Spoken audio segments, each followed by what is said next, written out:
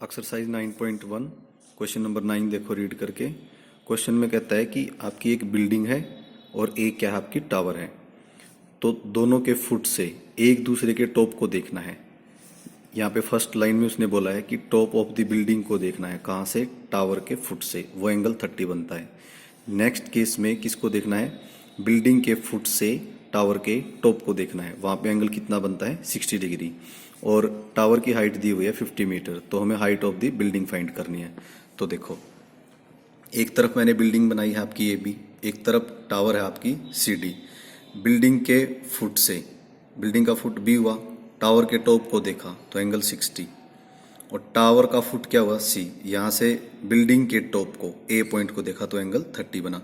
बीच का डिस्टेंस आपका सेम है, तो अगर ऑब्जेक्ट की हाइट ज़्यादा होगी तो एंगल बड़ा बनेगा, और अगर ऑब्जेक्ट की हाइट कम है तो एंगल क्या है? छोटा बनेगा। अब हमें height of the building find करनी है। तो देखो, सबसे पहले हम डी सी बी ट्रायंगल को पिक करेंगे। यहाँ पे डी सी बी के अंदर एंगल 60 है आपका, तो इसमें tan थीटा अप्लाई करेंगे। tan 60 perpendicular upon base. Value put करके मैंने सोल्व करा, मेरा x आ गया 50/√3। x क्या है? यहाँ पे बी सी की लेंथ है, उसको मैंने लेट करा है, वो x है। अब हम ट्रायंगल लेंगे हमारी ए बी सी, इसमें एंगल 30 है, एंगल के सामने परपेंडिकुलर ए बी है, बेस क्या है आपका? बी सी x, तो इसमें tan 30 अप्लाई करेंगे। वैल्यू पुट करके ए बी मेरा आ गया x/√3। अब x की वैल्यू तो हमने फर्स्ट में फाइंड करी थी, तो वो वैल्यू सेकंड में हम क्या करेंगे? पुट कर देंगे। अब जो √3/1 है, जब ऊपर जाएगा तो न्यूमरेटर और डिनोमिनेटर क्या हो जाएंगे? इंटरचेंज, रेसिप्रोकल हो जाएगा। √3/1 क्या होगा? 1/√3। तो ये हो जाएगा आपका 50/3। सोल्व करके आ गया आपका आंसर। अब देखो क्वेश्चन नंबर 10 देखो, ये बोर्ड में आया हुआ क्वेश्चन है। दो पोल दे रखे हैं इक्वल हाइट के, वो अपोजिट खड़े हैं एक दूसरे के, और बीच में क्या आपका रोड है, उसकी विड्थ दी हुई है 80 मीटर, और रोड के बीच में कोई पॉइंट है, उस पॉइंट से दोनों पोल के टॉप को देखा, नीचे से ऊपर एलिवेशन, एक एंगल 60 बना, एक 30 बना। तो हमें हाइट ऑफ द पोल्स, दोनों पोल्स की हाइट फाइंड करनी है, और उसके बाद हमें डिस्टेंस भी निकालना है उस पॉइंट का दोनों पोल से। तो देखिए, सबसे पहले मैंने ए बी एक पोल बनाया, और इधर बनाया पोल ई डी, दोनों की हाइट क्या है? इक्वल, तो मैंने उसको एच से शो कर दिया।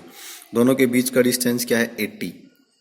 तो बी डी के बीच में मैंने जैसे सी पॉइंट ले लिया, सी से ए बी वाले जो पोल है उसके टॉप को देखा, और यहीं सी से दूसरे पोल के टॉप को देखा, तो हम देख सकते हैं कि ये डिस्टेंस हमारा कम है, कम होने की वजह से एंगल बड़ा बनेगा, और ये डिस्टेंस क्या है हमारा? ज़्यादा है, तो एंगल छोटा बनेगा। एक एंगल 60 है, एक एंगल 30 है। अब ये टोटल जो डिस्टेंस है बी डी, ये 80 है। अगर मैं बी से सी एक्स ले लूँ तो सी से डी कितना बचेगा? 80 - x बचेगा। अब हम पहले ए बी सी ट्रायंगल को पिक करेंगे। ए बी सी में tan 60 अप्लाई करो, tan 60 अप्लाई करा तो h आपका किसके इक्वल आ गया? √3x के। सेकंड ट्रायंगल हम पिक करेंगे यहाँ पे ई सी डी, उसके अंदर tan 30 हमने अप्लाई करा, तो tan 30 अप्लाई करा तो ये हो गया आपका h/80 - x। यहाँ से h मैंने निकाल लिया। अब देखो, फर्स्ट और सेकंड इक्वेशन के लेफ्ट हैंड साइड में h है, हाइट है, तो राइट हैंड साइड भी इक्वल होंगी, दोनों को हमने इक्वल रखा, क्रॉस मल्टीप्लाई किया, x कितना आ गया? 20। x 20 है आपका, तो x की वैल्यू फर्स्ट इक्वेशन में पुट कर दो, यहाँ से आपकी h आ जाएगी, और h क्या थी? हाइट। एक पोल की हाइट जितनी है वही दूसरे की होगी, और C पॉइंट से एक पोल का डिस्टेंस x था, तो वो 20 आ गया। इस पॉइंट से दूसरे पोल का डिस्टेंस क्या है? 80 - x, वहाँ पे 80 - 20, x की वैल्यू पुट की तो 60 मीटर आपका आंसर आ गया। अब देखो क्वेश्चन नंबर 11 देखो। क्वेश्चन नंबर 11 में फिगर दिया हुआ है, आपको बता रखा है उसने, एक टावर आपकी खड़ी हुई है यहाँ पे, ये बी सी क्या है आपकी? रिवर है, और इसके एक तरफ उसने दो पॉइंट दे रखे हैं आपको, सी और डी। सी और डी के बीच का डिस्टेंस कितना है? 20 मीटर। डी से ए को देखा तो एंगल 30, और सी से ए पे देखा तो 60 डिग्री। वो आपको क्या निकालने के लिए कह रहा है? Find the height of the tower, tower की हाइट निकालो, और विड्थ ऑफ द कैनाल।